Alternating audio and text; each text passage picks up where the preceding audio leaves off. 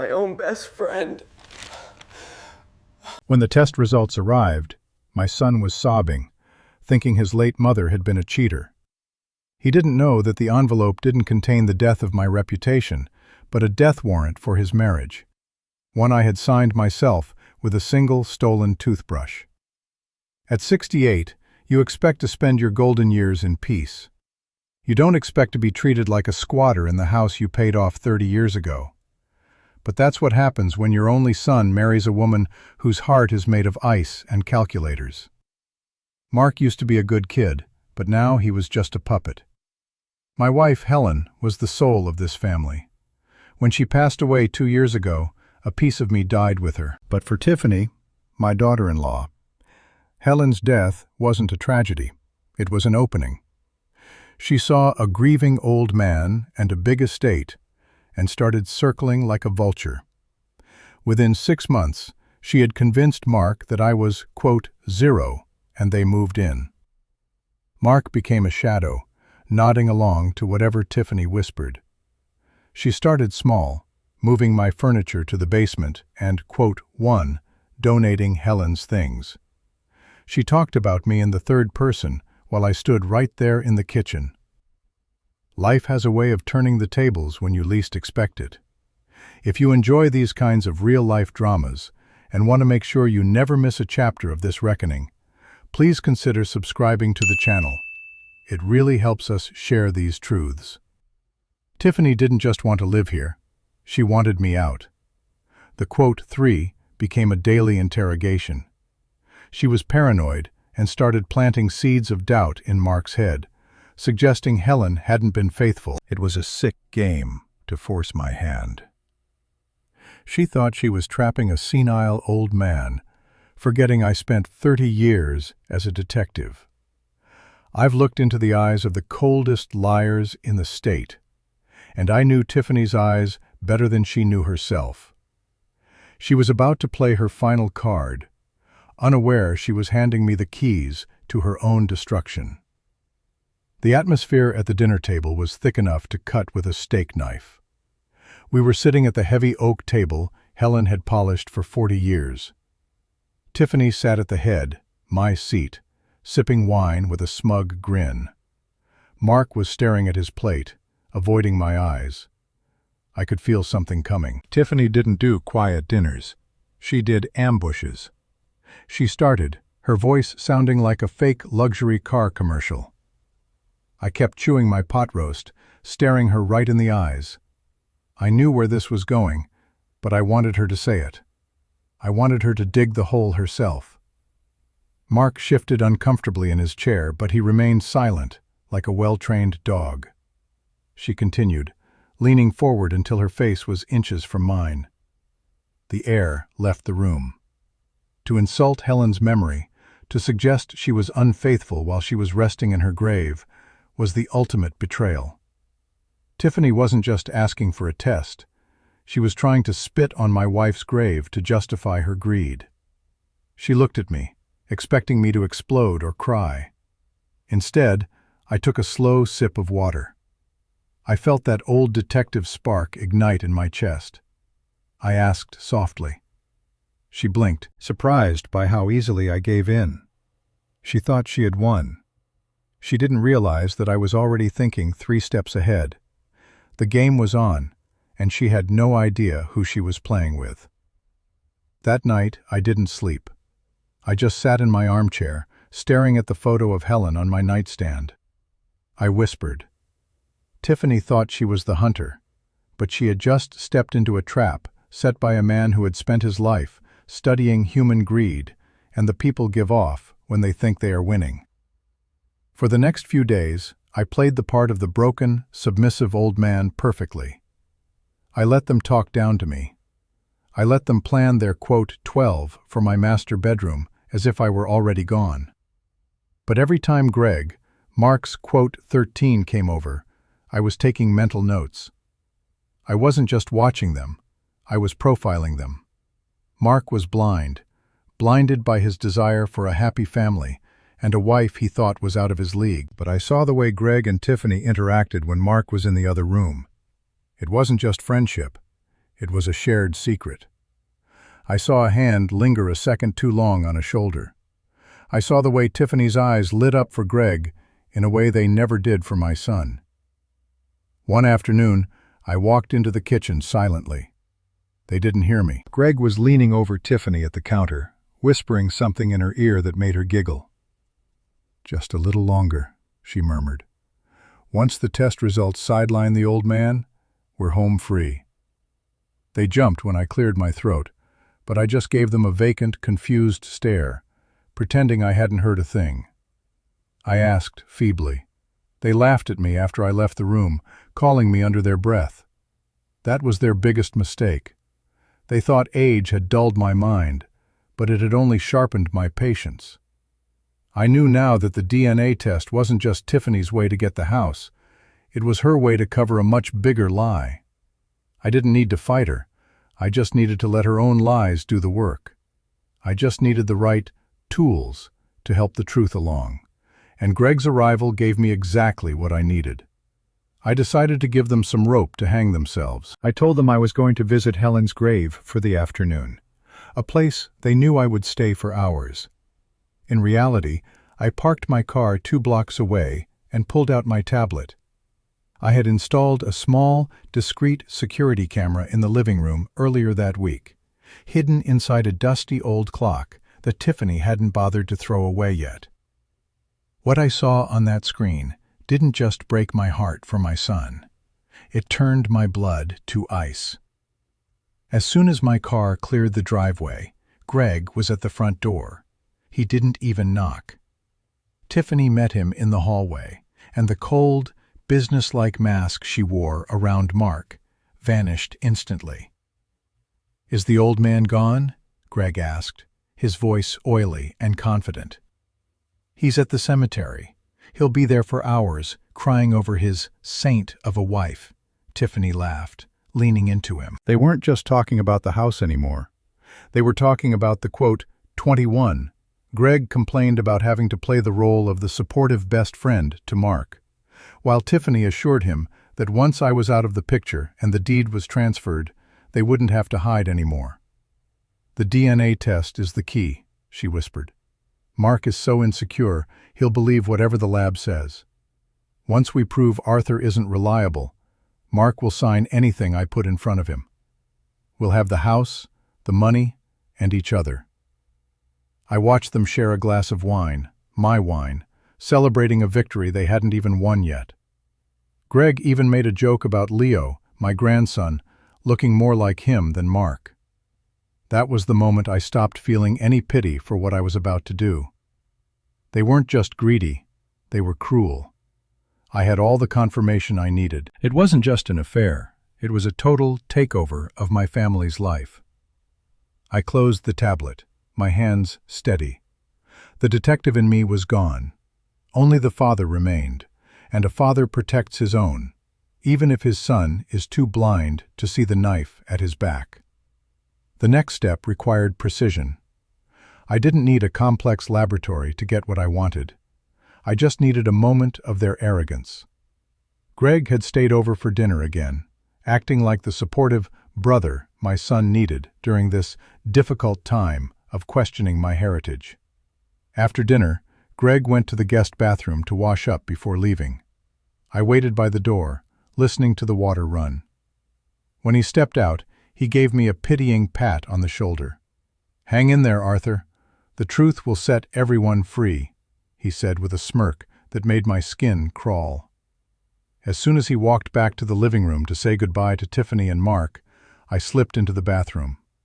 He had left his used glass on the counter, a glass of expensive scotch I had bought for my 40th anniversary. I didn't take the glass. Instead, I saw his discarded dental floss in the small trash bin on top of some tissues. It was a gold mine of biological data.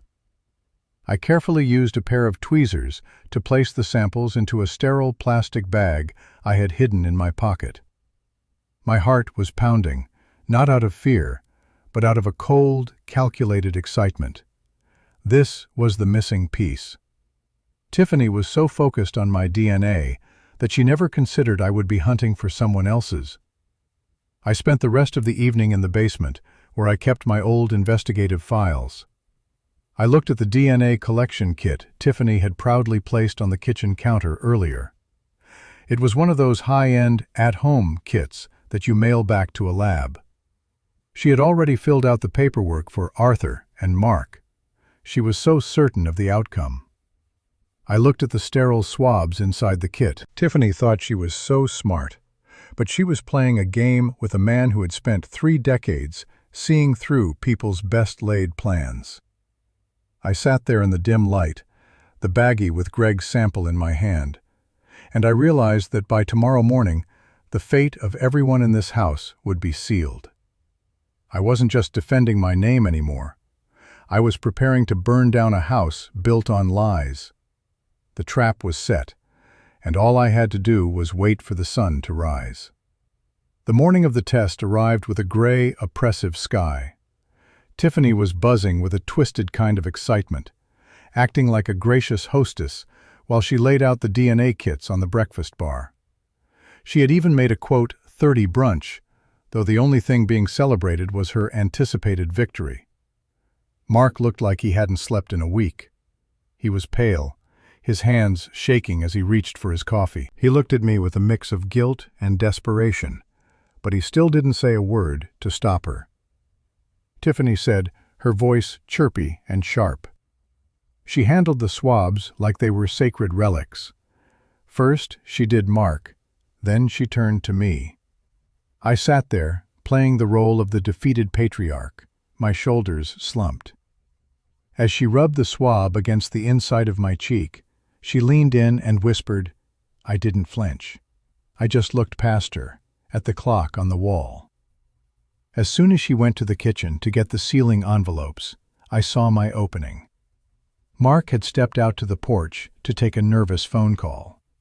In one swift, practiced motion, I swapped the swab she had just used on me with the one I had prepared in my pocket, the one containing Greg's biological material. My hands were as steady as they were back on the force. I dropped my actual swab into a cup of hot tea to destroy the cells, then sat back just as she returned. She sealed the tubes with a flourish of her pen, labeling them with a smug satisfaction. She was so blinded by her own arrogance that she didn't even check the seals. She saw what she expected to see, an old man who had finally given up. I watched her hand the package to the courier an hour later. She even tipped the man, laughing as she closed the door. She thought she had just sent away the evidence that would win her a mansion. She had no idea she had just mailed a bomb to her own front door. The next 14 days would be the longest of my life, but for the first time in months, I felt like I could finally breathe. The 2-week waiting period felt like an eternity, yet it was the most revealing time of all. Now that the quote was out of the way, Tiffany didn't even bother to hide her disdain anymore. She began walking through the house with a measuring tape, loudly discussing which walls she would knock down and which of Helen's antique vases were clutter that needed to go to the landfill. She was already spending the money she hadn't inherited yet, browsing luxury catalogs for furniture that cost more than my first car. Mark was a ghost. He spent his evenings sitting in the dark in the backyard, nursing a beer and staring at nothing. Every time I tried to catch his eye, he looked away, consumed by the shame of what he was allowing to happen. I wanted to shake him, to tell him the truth, but I knew the lesson had to be total.